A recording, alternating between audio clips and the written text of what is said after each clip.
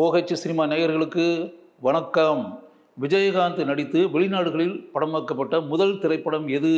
இன்னைக்கு இருக்கக்கூடிய தலைமுறை உங்களுக்கு தெரியுமா? அப்படி வெளிநாடுகளில் படமாக்கப்பட்ட முதல் திரைப்படத்தினுடைய பெயர் பூமழை பொழியுது.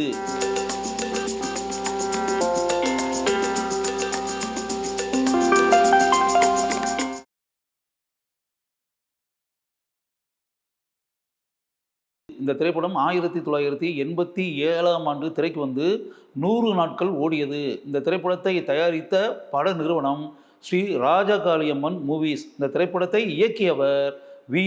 அழகப்பன்.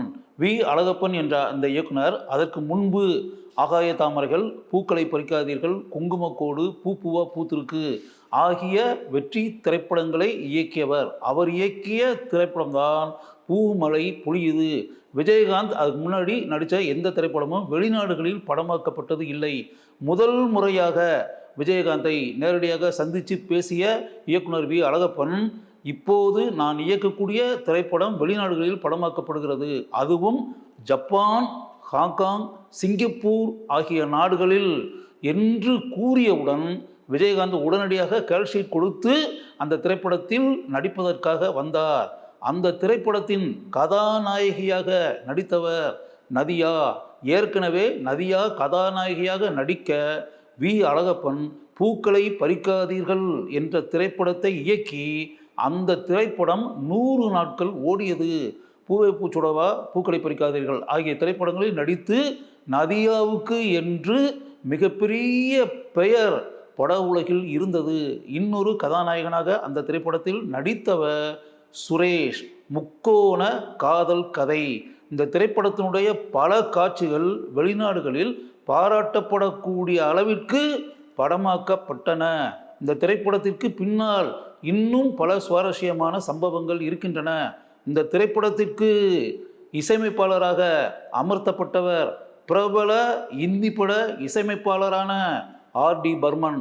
R.D. பர்மன் அதற்கு முன்பு வேறு எந்த தமிழ் திரைப்படத்திற்கும் இசையமைப்பாளராக பணியாற்றியது இல்லை.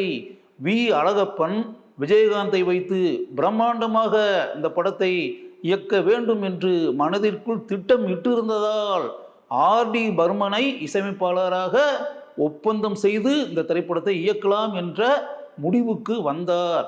மும்பைக்கு சென்று R.D. பர்மனை சந்தித்து பேசி R.D. பர்மன் உடனடியாக தமிழ் திரைப்படத்தில்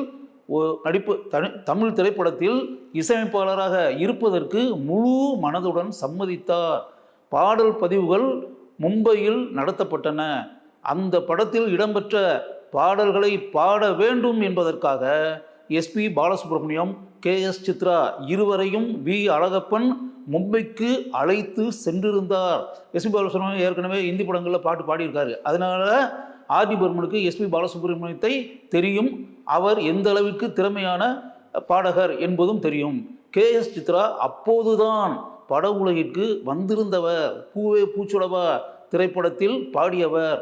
அந்த அளவுக்கு பாப்புலர் ஃபிகர் கிடையாது சித்ராவை அழைத்து சென்று அப்படின்னு வரும்போது R.D. பர்மன் மும்பைக்கு நீங்கள் யாரை கூப்பிட்டு வந்திருக்கீங்க அப்படின்னு கேட்டார். அப்போ அழகப்பன் சார் சொன்னார், இது மாதிரி சித்ரான்னு சொல்லிட்டு பிளேபேக் சிங்கர், இப்போ லேட்டஸ்ட்டாக வந்து யங் சிங்கர் நிறைய படங்களில் பாடிக்கிட்டு இருக்காங்க அப்படின்ற மாதிரி சொன்னோன்னே, ஏன் நீங்கள் வந்து P. Susheela or S. Janaki இந்த மாதிரி பாப்புலர் சிங்கரை கூப்பிட்டு வந்திருக்கலாமே, ஏன்னா தமிழில் நான் ஃபஸ்ட் டைம் பண்ணுறேன், அப்படி வரும்போது ஏற்கனவே பாப்புலராக இருக்கக்கூடிய சிங்கர்கள் இருந்தாங்கன்னா நல்லாயிருக்கும் அப்படின்ற மாதிரி நான் நினைக்கிறேன். SPBயை பற்றி எனக்கு நல்லா தெரியும், ஆனால் இது புது பொண்ணாக இருக்குது, இது எப்படி வாய்ஸ்ன்னு எனக்கு தெரியலையே அப்படின்ற மாதிரி R.D. பர்மன் சொல்லிட்டாரு. சித்ராவை வந்து அந்த பின்னணி பாடகர்கள் பாடக்கூடிய அறைக்கு உள்ளே போய் ஹம்மிங் ஏதாவது நீங்கள் கொடுங்க அப்படின்ற மாதிரி சொன்னோடனே சித்ரா வந்து ஒரு ஹம்மிங் கொடுத்தாங்க. அப்படியே அசந்துட்டார் R.D. Burman. What a fantastic voice அப்படின்னு. இப்படிப்பட்ட குரலா, என்ன இனிமையான குரல். இது அழகப்பன் சார் என்கிட்ட சொன்னார். ஏன்னா அந்த படத்துக்கு நான் மக்கள் தொடர்பாளர், PRO நான் தான் அந்த படத்துக்கு. அழகப்பன் சார் என்னுடைய க்ளோஸ் ஃப்ரெண்டு. அதனால் அழகப்பன் சார் சொன்னார், சார் இது மாதிரி பாம்பேக்கு ரெக்கார்டிங் போனோம் சார், R.D. பர்மன் அப்படியே சித்ராவுடைய வாய்ஸை கேட்டு அப்படியே அசந்துட்டா சார், அப்படியே வாட் அ ஃபென்டாஸ்டிக் வாய்ஸ் அப்படின்னு சொன்னார் சார். இப்போ கூட என் மனசுக்குள்ளே அந்த அழகப்பன் சார் சொன்ன வார்த்தை அப்படியே இருந்துக்கிட்டே இருக்குது. அழகப்பன் சார் இன்றைக்கி இல்லை, ஆனால் எத்தனையோ வருடங்களுக்கு முன்னால் இயக்குனர் வி. அழகப்பன் சொன்ன அந்த வார்த்தைகள் என்னுடைய மனதில் இப்போதும் வலம் வந்து கொண்டிருக்கின்றன. அந்த திரைப்படத்தில் இடம்பெற்ற ஏ பூ பூங்கொடி. இந்த பாட்டை நீங்கள் கேட்டிருப்பீங்கள, இது ஒரு பாட்டு. மை நேம் இஸ் ஆஷா, இப்படி ஒரு பாட்டு இருக்கா.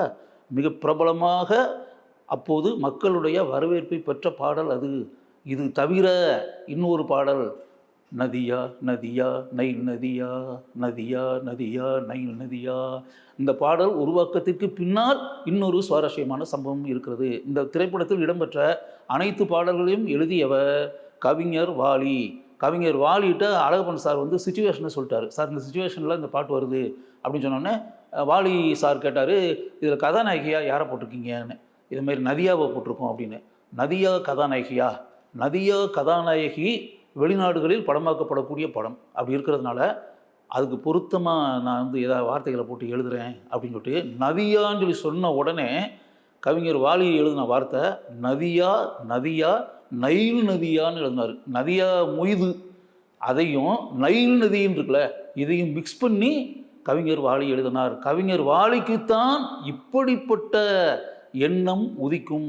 காலத்தை கடந்து இத்தனை வருடங்கள் கடந்த பிறகு கூட இந்த பாடல் உருவாக்கத்திற்கு பின்னால் இப்படிப்பட்ட ஒரு கதை இருக்கிறது என்பதும் உண்மை. இந்த திரைப்படத்தினுடைய பாடல் காட்சிகள் அனைத்தும் வெளிநாடுகளில் படமாக்கப்பட்டன.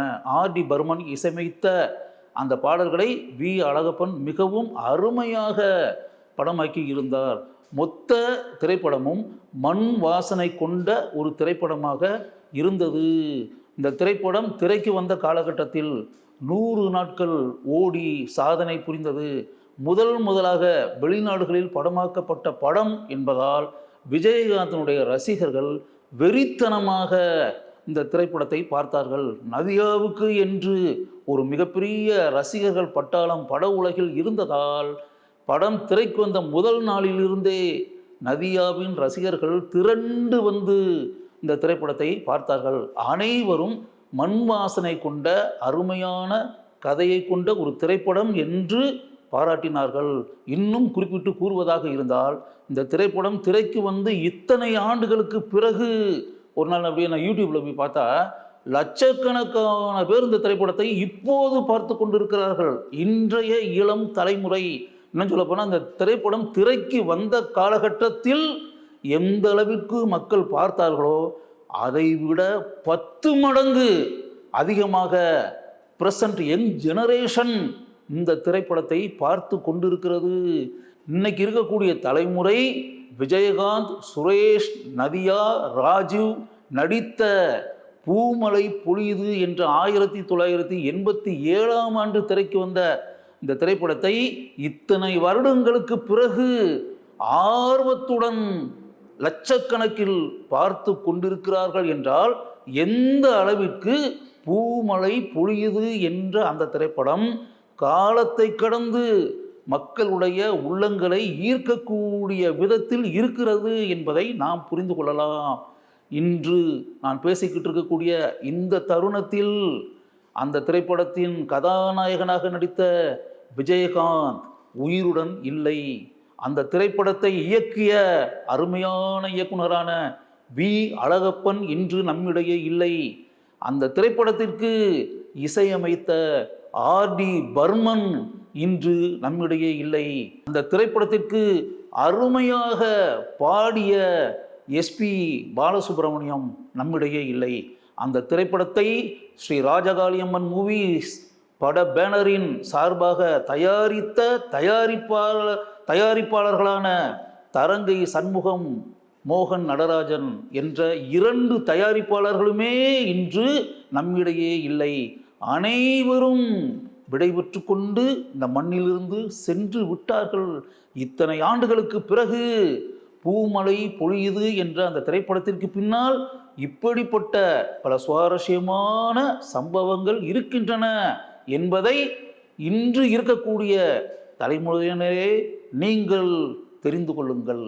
இந்த வீடியோ உங்களுக்கு பிடிச்சிருந்தா லைக் பண்ணுங்க, ஷேர் பண்ணுங்க, கமெண்ட் பண்ணுங்க. மறக்காம OH சினிமா சேனலுக்கு சப்ஸ்கிரைப் பண்ணுங்க.